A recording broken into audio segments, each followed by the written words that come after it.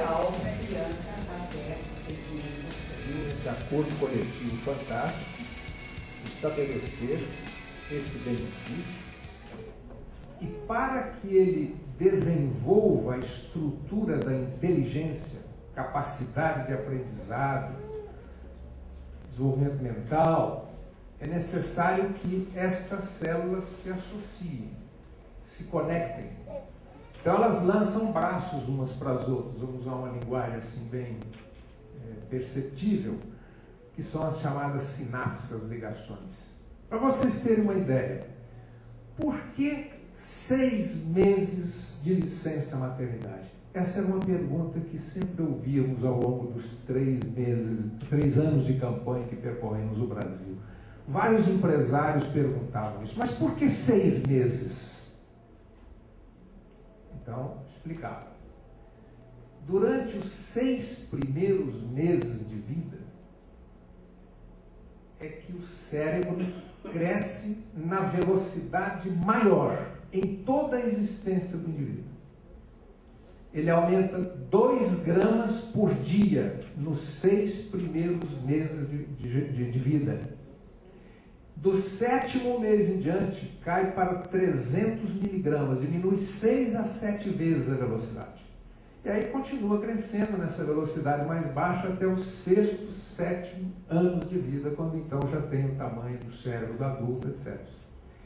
Então, isto é um objetivo decisivo. Os 6 primeiros meses de vida, o cérebro tem que adquirir essa velocidade. Como é que ele cresce? Ele precisa da matéria-prima, que é o nutriente. A doutora Raquel falou muito bem sobre isso aí. O ideal é o leite humano. E, além disso, a diferenciação do cérebro, as conexões que se fazem, para vocês terem uma ideia, nos primeiros 6 meses de vida, até o final do primeiro ano, cerca de 15 mil trilhões de ligações que se fazem no cérebro nesse período. E como é que isso se faz? O que leva a fazer essas ligações? São os estímulos sensoriais, por excelência. O que vem a ser isso? É o contato do corpo, a pele com a pele, da mãe, aí vem o pai, vem o vovô, você falou mal dele aqui, vem o vovô, vem a vovó, né? Vem todos os que fazem parte do grupo social, o primeiro grupo social que a criança, com a qual a criança convive. Mas, fundamentalmente, a mãe.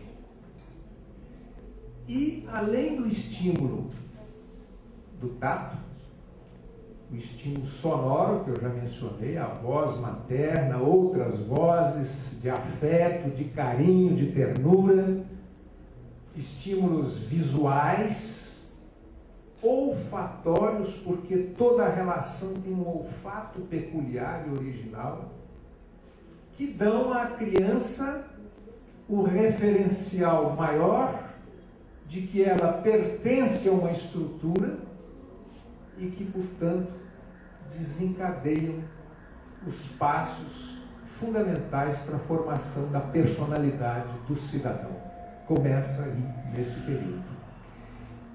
Então, como disse o Dr. Busato, quando falamos tudo isso na OAB, ele disse na plenária, a licença maternidade tem que ser entendida, em primeiro lugar, como um direito da criança. A criança não sabe que tem esse direito e nem tem como lutar por ele. Mas ele tem um direito fundamental de ter acesso aos recursos para desenvolver todo o potencial com o qual ele nasce. E aí o direito é da mãe, da mulher trabalhadora, do pai, da família toda, e como os indígenas já têm a percepção há muito tempo, infelizmente os colonizadores não aproveitaram as coisas que os índios tinham e têm ainda, aquelas etnias que não se aculturaram ainda mantêm essa visão. A responsabilidade pela criança não é só do pai e da mãe, é de toda a aldeia. E, portanto, a garantia desse direito à criança é uma responsabilidade de toda a sociedade brasileira. Todos nós somos responsáveis por isso. Daí o argumento maior para defender esse direito. A questão muitas vezes levantada durante a campanha era de natureza econômica.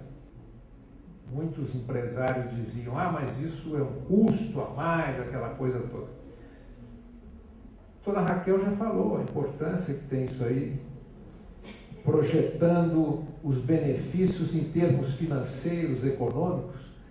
Só para vocês terem uma ideia, a redução do número de internações por pneumonia nos 2 primeiros anos de vida no SUS,